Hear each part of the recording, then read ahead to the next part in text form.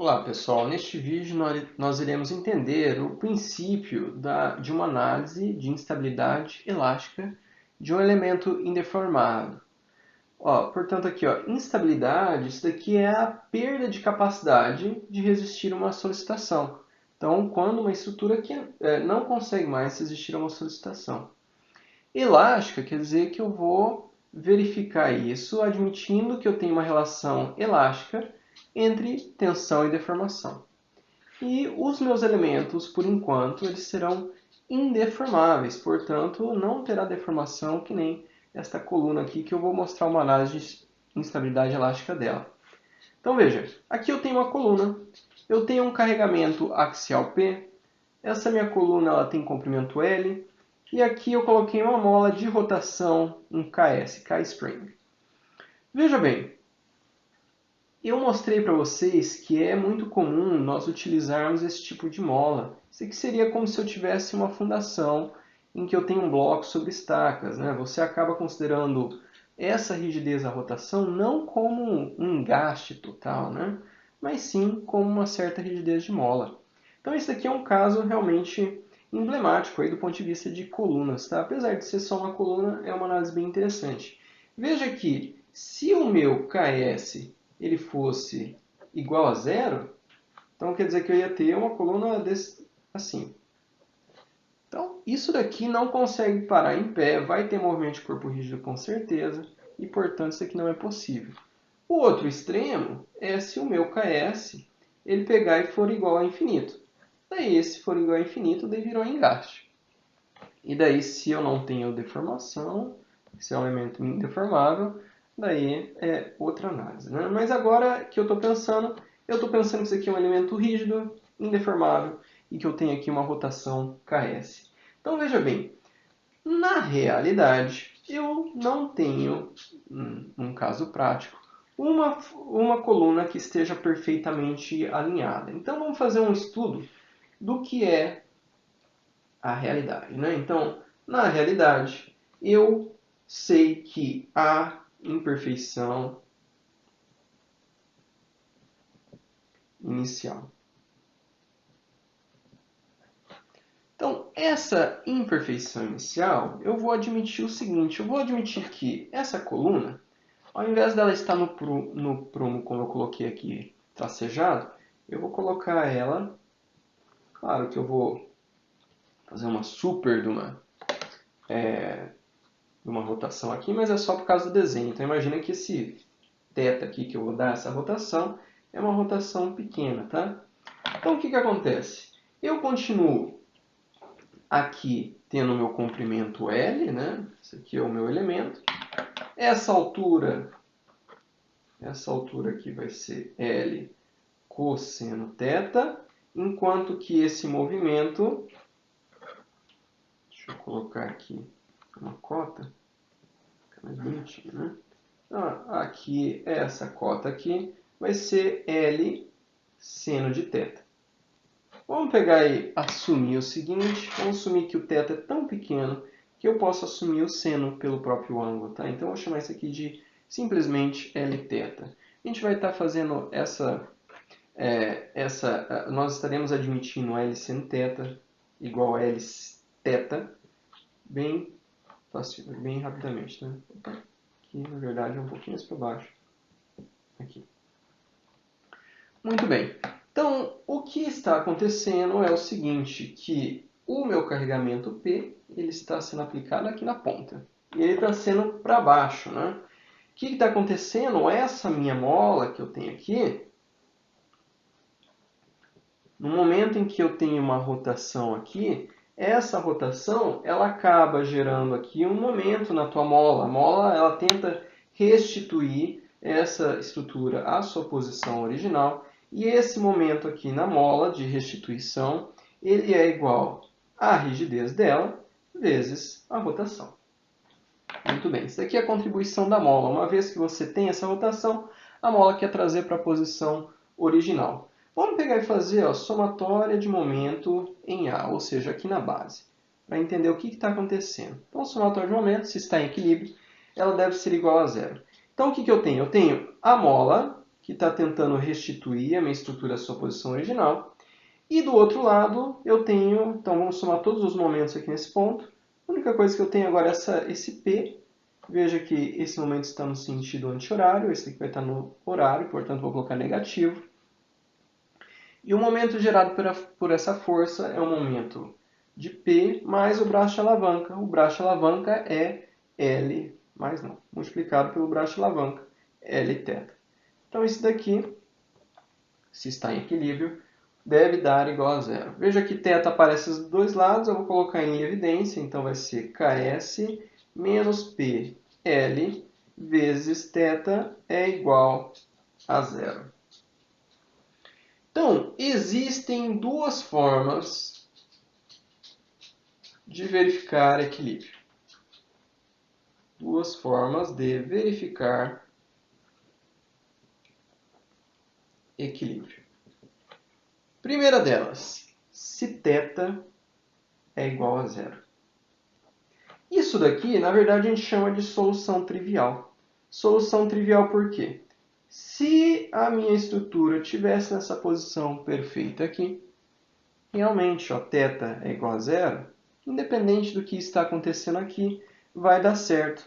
Mas o que acontece é, eu admito então nessa solução trivial que a minha estrutura ela está alinhada. Ou no prumo, né, como a gente gosta de falar. Agora, existe, então essa aqui é a minha primeira consideração, né? Existe uma segunda consideração, que é o seguinte. Eu posso falar que, olha, realmente θ é diferente de zero. Isso aqui, claro, isso aqui é a solução trivial, aqui é uma solução não trivial. E o que está acontecendo é que essa parcial, o que está dentro dos parênteses, então essa parte Ks menos PL, para que esteja em equilíbrio, tem que dar igual a zero. Portanto, daqui eu tiro qual que é o carregamento que consegue fazer isso. Então, se eu passo o P para o outro lado, vai dar aqui o meu P deve ser Ks sobre L. Isso daqui a gente chama de carregamento crítico. Ou seja, até este carregamento eu ainda garanto que a minha estrutura está em equilíbrio. Vamos montar algumas conclusões aqui dessa análise, tá? Então chegamos aqui ao nosso P crítico. Então as conclusões que eu quero levantar com vocês são o seguinte. Conclusões. Primeira delas é o seguinte. Quando o P ele é igual a Ks sobre L, o que está acontecendo? Essa igualdade aqui é igual a zero e para qualquer θ eu tenho que o meu equilíbrio é satisfeito. Então eu posso colocar qualquer valor de θ aqui, que isso daqui está dando igual a zero. Portanto, tanto faz qual que é esse valor de θ, que eu vou verificar o equilíbrio. Isso daqui a gente chama do seguinte, é um equilíbrio indiferente. Bom, nos livros mais clássicos, né, ele vai pegar e trazer a figura do seguinte, vai pegar e falar, isso aqui é como uma bola sobre uma superfície plana. Tanto faz se essa bola está aqui, se essa bola está aqui, se essa bola está aqui, ela está em equilíbrio. Essa daqui é a primeira análise, é bem simples. Segunda análise, quando P menor do que Ks sobre L. O que está acontecendo aqui? Quando eu falo que o meu P ele é menor do que Ks sobre L é o que? É a mola. Então quer dizer que a minha mola predomina nesse equilíbrio.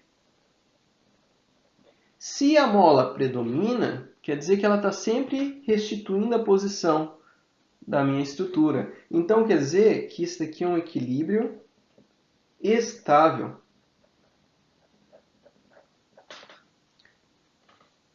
Os livros mais clássicos eles vão pegar e fazer o seguinte, vão colocar a figura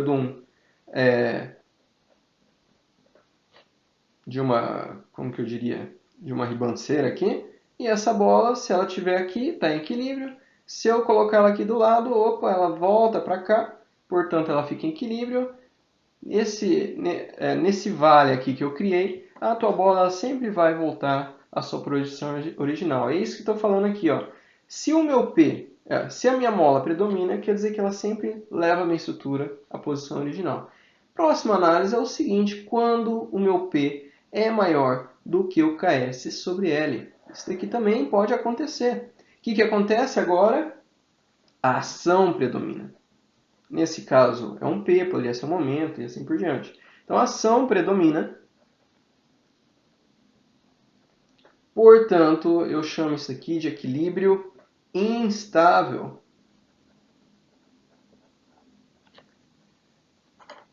Livro mais clássico vai colocar um pico e daí vai falar, a bola está aqui. Se ela ficar aqui, está tudo certo. Se você mudar um centímetro para o lado, ela vai cair.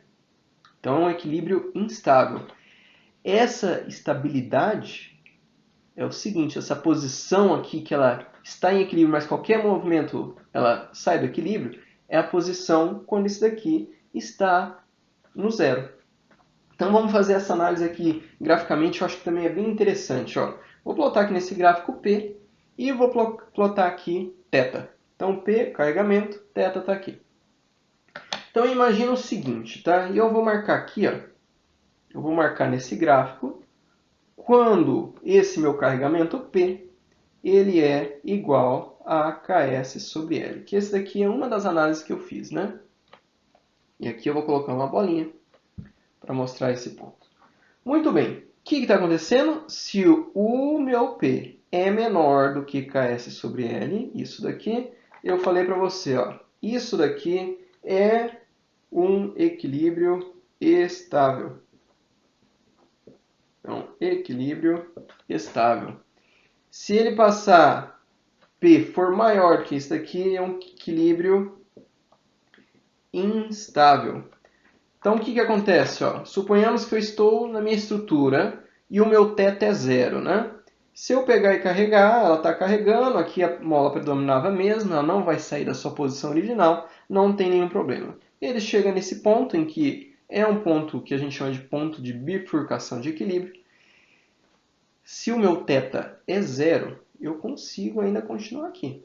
Por quê? Porque esse equilíbrio ainda vai dar zero.